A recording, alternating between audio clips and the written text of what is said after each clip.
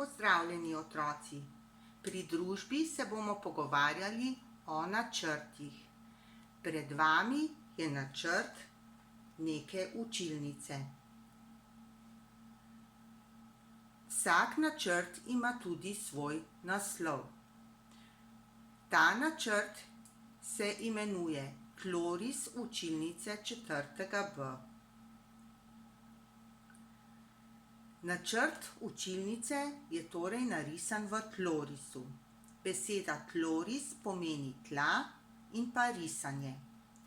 Tloris je torej risba, pri kateri gledamo na predmete od zgoraj navpično navzdol in rišemo samo njihove obrise. Obrise klopi, miz, tako kot ptič, ki gleda od zgoraj. Ob načrtu je vedno tudi legenda. V njej so razloženi znaki za posamezne dele tlorisa. Torej znak za zid, znak za vrata, znak za okno, znak za omaro, znak za umivalnik in znak za koš. Načrt ima mrežo in z mrežo je razdeljen na polja. Na primer 1A polje, 2B polje in tako naprej. Na primer, učiteljičina miza je v polju B7. Načrt ima tudi vetrovnico. Tole je vetrovnica.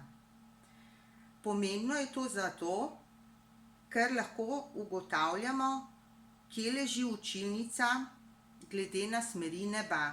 Na primer, lahko ugotovimo, da so vrata na hodnik na severu. Sestavni del načrta pa je tudi grafično merilo. Tule spodaj ga imate. 1 meter, 2 metra, 3 metre, 4 metre, 5 metrov, 6 metrov.